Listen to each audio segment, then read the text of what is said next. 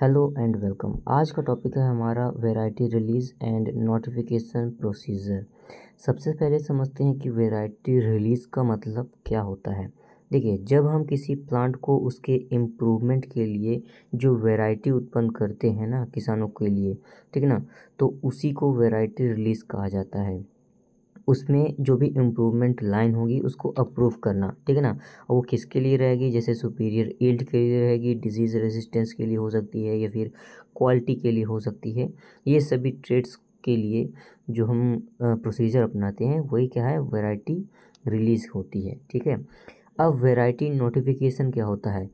देखिए, जब हम ये वैरायटी रिलीज़ करते हैं तो उसको सीड एक्ट 1966 के अंतर्गत एक लीगल मान्यता दी जाती है, ठीक है ना, ताकि उस बीज का जो भी सर्टिफाइड और लीगली बेचने का जो भी प्रोसीजर है उसको क्या है, उसको नोटिफिकेशन कहा जाता है, ठीक है ना। ये नोटिफाइड वैरायटीज़ के बीज को ही सर्टिफिकेशन और ऑफिशियली डिस्ट्रीब्यूशन के लिए फिर आगे बढ़ने के लिए अनुमति देता है। वैरायटी रिलीज़ के कुछ स्टेप होते हैं, उसको समझ लेते हैं। जैसे कि इनिशियली ब्रीडिंग वर्क, सबसे पहले ब्रीडर क्या करेगा, जो नई वैरायटी डेवलप करने के लिए उसको सिलेक्शन, हाइब्रिडेशन, म्यूटेशन करके उसको क्या करेगा, प्रोसीजर में लाएगा। फिर उसके बाद क्या, स्टेशन ट्रायल करेगा 2-3 साल तक। ब्रीडर लोकेशन पर ही, जो लोकेशन दी जाती है उस लोकेशन पर ही क्या यील्ड और क्वालिटी टेस्टिंग करेगा उसमें।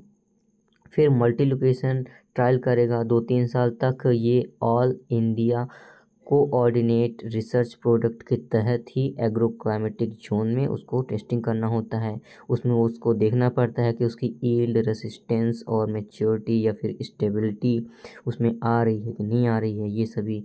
फिर चौथी उसकी प्रोसीजर ये रहेगी कि एडेप्टिव रिसर्च ट्रायल करेगा, मतलब स्टेट लेवल पर, जहाँ पे उसको स्टेट में भेजना होता है उस स्टेट लेवल पे उसको ट्रायल करना होता है।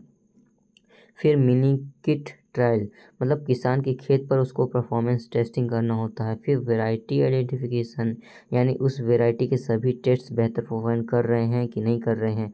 अगर कर रहे हैं तो उसको AICRP क्रॉप कम्युनिटी के द्वारा आइडेंटिफाइड फॉर रिलीज घोषित कर दिया जाता है।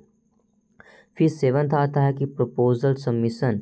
फाइनली उसको प्रपोजल भेजा जाता है कहाँ पर, अगर सेंटर पे भेजना है तो उसको CVRC यानी सेंटर वेराइटल रिलीज कम्युनिटी को देना होगा, या फिर स्टेट लेवल पे उसको करना है तो SVRC यानी स्टेट वेराइटल रिलीज कम्युनिटी को उसको देना होता है, ठीक है ना।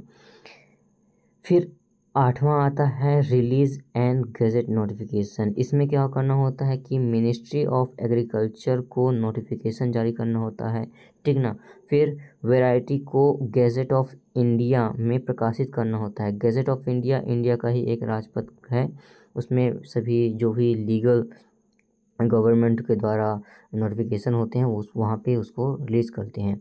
फिर मुख्य रिलीज़ बॉडीज़ जो होती है उसको समझ लेते हैं। जैसे CVRC जो होता है वो सेंटर के लिए होता है, ये ऑल इंडिया रिलीज़ करता है, ठीक है ना।